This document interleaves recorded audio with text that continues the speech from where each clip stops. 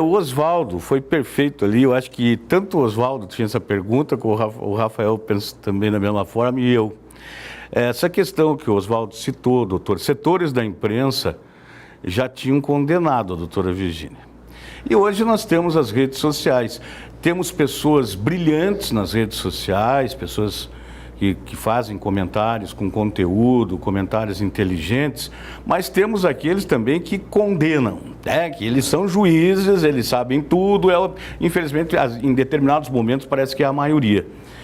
É justamente isso que eu queria perguntar para o senhor, essa pressão do senhor defender, né, a doutora Virgínia, já condenada, né, por parte da sociedade, dificultou a sua defesa? Olha, na rede social eu tenho lá uns perfis, meu nome e uma página. E eu sempre uso para intercambiar ideias, não é verdade? Dentro de uma linha de comportamento. Tem pessoas que, apesar da absolvição, ainda duvidam. Esses dias eu falei para uma pessoa assim, olha, parabéns pela tua autoestima.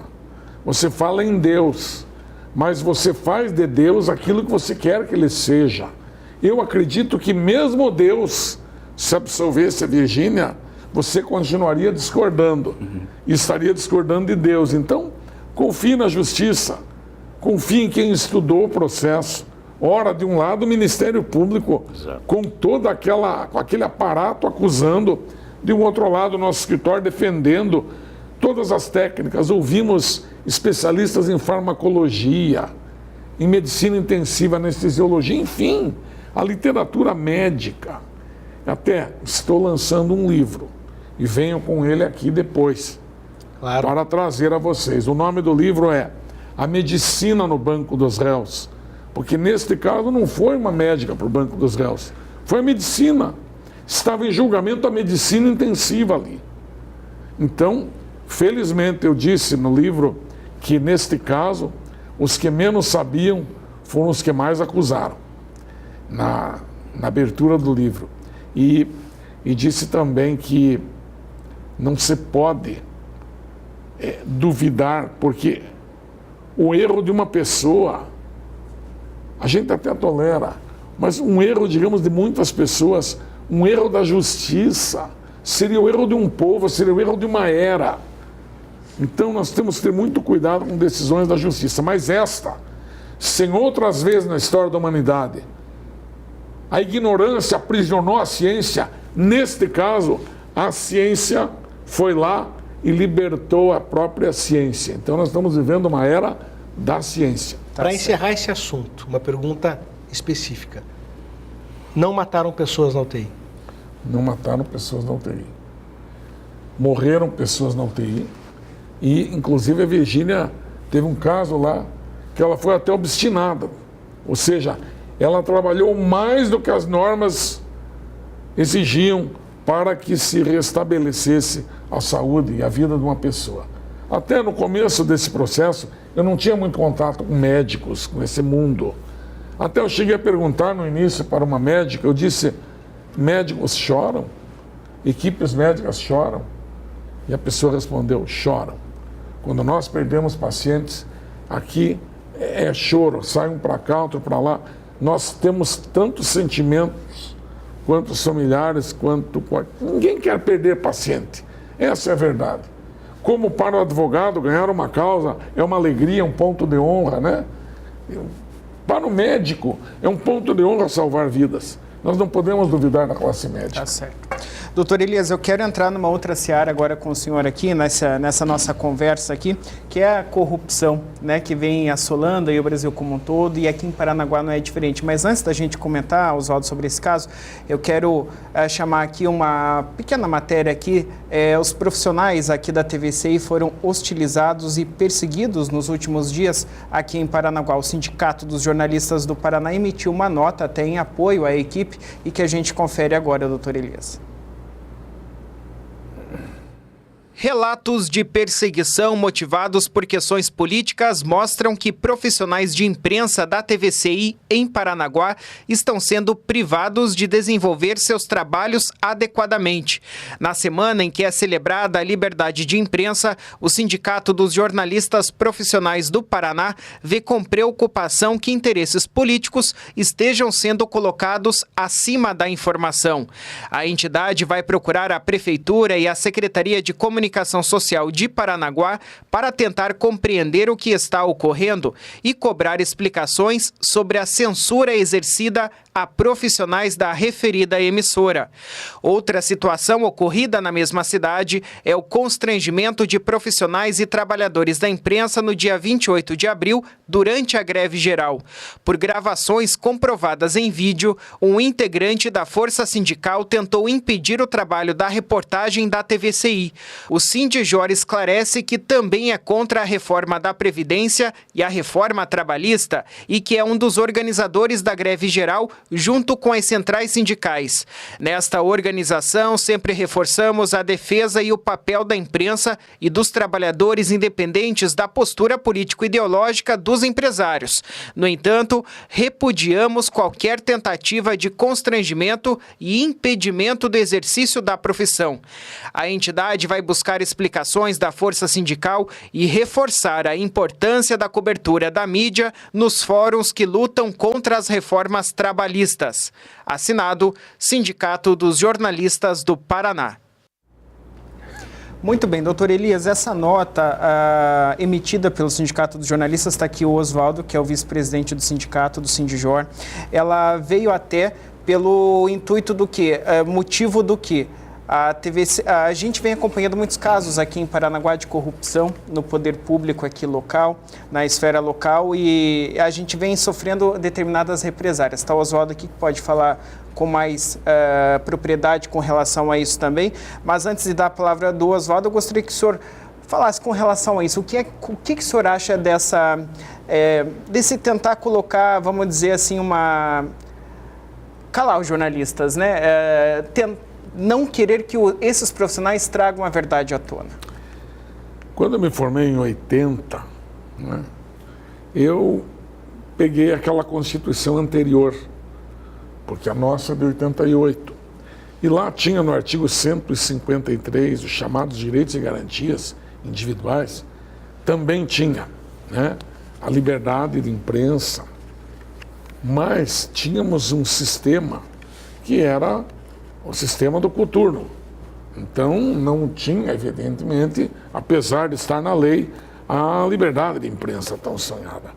Vem a Constituição de 88 e fala, me parece que de uma forma tão clara, e talvez até para se sobrepor, tipo assim, às vergonhas do passado. Ou seja, 88 nós vamos inaugurar um novo país, o país da liberdade, o país da fraternidade, da igualdade. E nós inauguramos um tempo onde não se impõe mais a censura prévia. Claro, existe censura póstuma, ou seja, às vezes alguém ofende alguém e alguém vai lá para a justiça dizer que foi ofendido, ótimo, é um direito da pessoa. Mas o que se quer é o jornalismo investigativo. No jornalismo investigativo exige-se que o profissional tenha ética e vá buscar a verdade daquele assunto. Por exemplo, em Curitiba nós tivemos um caso de troca de bebês.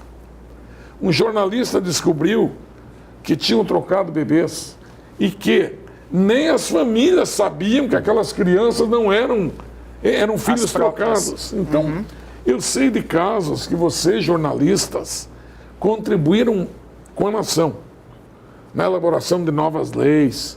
Vocês sempre levantam as chagas sociais, os problemas sociais. Conter um jornalista é ilegal.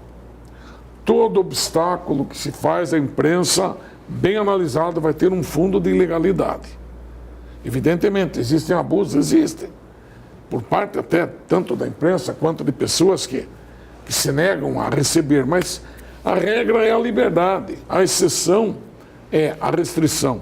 Então, vendo a nota do sindicato, e eu creio que o sindicato não faria uma nota que não fosse uma nota concreta, uma nota sóbria, serena, baseada em fatos, eu tenho a dizer que esta nota é impecável, ela fala por si. Não se pode frear jornalistas, sob pena de não podermos ser chamados Estado Democrático de Direito. Ou seja, a liberdade de imprensa é a pedra onde se assenta a democracia. Não há democracia sem a liberdade de imprensa. Só deixa eu pontuar, Rafael e Tony, alguns fatos que tivemos em Paranaguá. Doutor Elias, a Abrage, Associação Brasileira de Jornalistas Investigativos, de Jornalismo Investigativo, ela apontou que Paranaguá foi a segunda cidade no Brasil inteiro, dos mais de 5 mil municípios, em perseguição e judicialização de jornalistas. O senhor sabe porque é o senhor que nos defende. Eu fui à Polícia Federal várias vezes para dar depoimentos e de denúncias que fizemos e depois ficaram comprovadas que aquilo foi um crime. Vou dar um exemplo. O atual secretário de Saúde de Paranaguá e o filho do prefeito, que é secretário do Trabalho, criaram perfis falsos no Facebook para denegrir e falar mal de terceiros durante a campanha. E eu no meu blog eu coloquei e denunciei isso. A Polícia Federal pegou e identificou que os endereços IPs utilizados para fazer essa publicação era da casa, era do trabalho deles. Isso foi descoberto. Fui também acusado com processos de mostrar verdades aqui na cidade de Paranaguá e todos esses foi absolvido, porque a verdade, ela vence sempre. Tony Lagos foi comprar carne e maionese para almoçar com a sua família.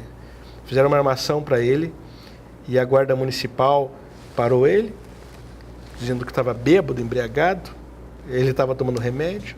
Final das contas, apreenderam o carro dele e o carro dele sob a custódia da guarda, a habilitação dele sob a custódia da autoridade policial, da autoridade da guarda municipal, apareceu na internet com a habilitação dele. Ora, se a habilitação dele estava sobre a guarda, autoridade da guarda, e o carro sob a custódia, um vídeo, que eu não vou nem mostrar aqui para não constranger você, meu querido telespectador, mas com um vibrador, objetos sexuais para constranger e ferir a honra. Tudo isso na cidade de Paranaguá, doutor Elias. Infelizmente. Veja, eu vejo a figura do jornalista como aquela figura que sempre lutou contra esse tipo de situação. Evidente, às vezes não há interesse numa verdade.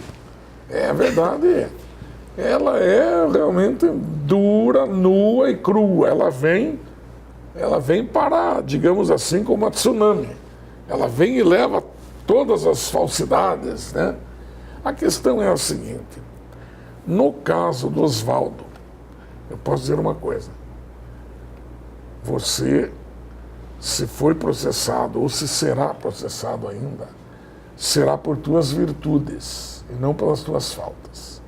Porque, fazendo aqui agora, eu dando uma declaração para vocês, a primeira vez que ele foi até mim fazer uma entrevista, ele chegou perto da hora do almoço, não sei se ele vai lembrar, e eu disse a ele: está na hora do almoço, vamos almoçar? E fomos conversando sobre o assunto da entrevista e fomos num restaurante próximo do escritório. Eu quis pagar a conta, ele não deixou. Ele disse: não, eu sou jornalista, o senhor paga a sua conta, eu pago a minha. Como quem diz, no nosso primeiro contato, você vai lembrar, eu sou independente, não me venha com essa de pagar almoço que eu vou continuar fazendo a minha matéria. Claro, não tínhamos nada a esconder, mas ele demonstrou naquele momento independência. Então aquele teu gesto de independência marcou. E eu testemunhei essa tua independência, você preza por isso. Todos os jornalistas autênticos prezam por isso. Agora, uma armadilhazinha aqui, outra ali, outra acolá, né, para se tentar a chamada pós-verdade. Você fala em verdade, mas na verdade, o que impõe hoje não é mais o fato, a verdade, que eu digo a realidade do que aconteceu.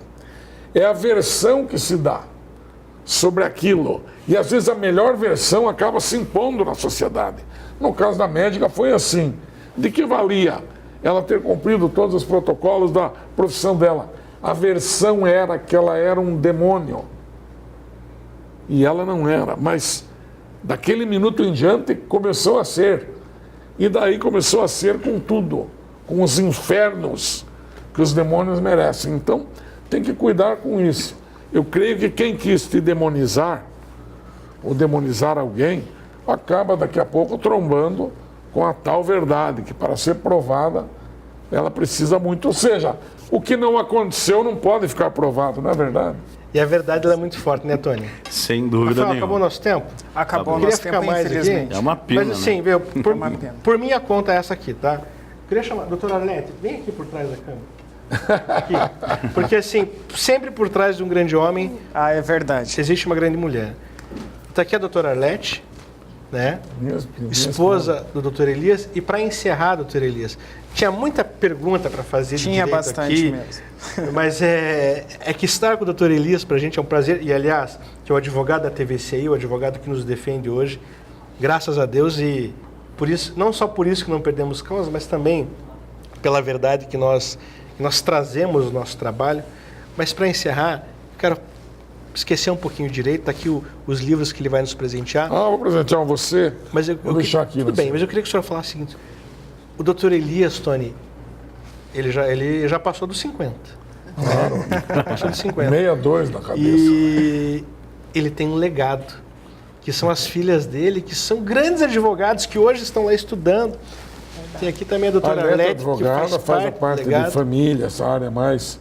Eu acho até mais difícil que criminal família, Também porque tem acho. cada Então, eu problema. queria que o senhor encerrasse, falando da Virgínia, de todo mundo, mas falando sobre o seu legado. Olha, eu estou feliz, assim agradeço a Deus pelo muito que foi dado, porque a gente sonha. E meu pai, advogado, influenciou, e eu gostei muito, acabei... Elias também, né? Meu pai, Elias, advogado, então... Agora, filhas quiseram fazer direito, fizeram, se formaram duas, uma está na faculdade. E hoje a minha satisfação é que neste exato momento, a minha do meio está estudando um júri que ela vai fazer na segunda-feira, e a outra, a Luísa, né, a mais velha, ela estará comigo numa audiência de uma grande causa também criminal ao meu lado. Então, e a pequena, a mais nova, que está na faculdade, vai ficar com a do meio no júri, observando como que faz. Então eu digo o seguinte, Aprendendo já. eu digo não só eu como pai, todos como pais, né, que conseguem encaminhar os filhos em profissões dignas. Toda profissão exercida com honestidade é digna, é igualmente digna. Tem que sentir orgulho, tem que agradecer a Deus e tem que lutar por um Brasil melhor. O legado é deixar um Brasil melhor. Não sei se a nossa geração vai conseguir, mas eu creio que é um desafio desse início do terceiro milênio. Parabéns. Caminhamos de mãos dadas até na profissão. Isso aí. Vamos aplaudir essa família aqui, gente. Sem dúvida. Tony Lagos, obrigado. Nós tivemos o imenso prazer de conhecer a doutora Arlete agora no Estúdio Praia, né? verdade. Então, E que momentos levou um bolinho, inesquecíveis. pão de queijo pra gente lá, inclusive, hein, uma receita que o doutor Elias levou pra gente na edição anterior ainda do Estúdio Praia. Verdade. Muito gostoso, por sinal. Receita aqui, ó, beleza. Muito obrigado, doutor Elias. Foi um imenso prazer, mais uma vez, recebê-lo aqui. O senhor virá tantas outras, eu tenho certeza disso. Receba o carinho, o abraço de toda a nossa diretoria, de todos os nossos Quero funcionários. deixar meu parabéns aqui pelo projeto TVCI no litoral do Paraná, em todo o Brasil, mas em especial aqui no litoral do Paraná. Vocês são Muito os obrigado. desbravadores, parabéns. Nós é Enquanto que vai para o intervalo, dá agradecemos. caneta para ele assinar o livro para a gente, né, Rafa? Claro. Com certeza. Doutora Tá aqui Arlete, já. muito Sem obrigado dúvida. pela presença. E então, nós vamos para um intervalo comercial.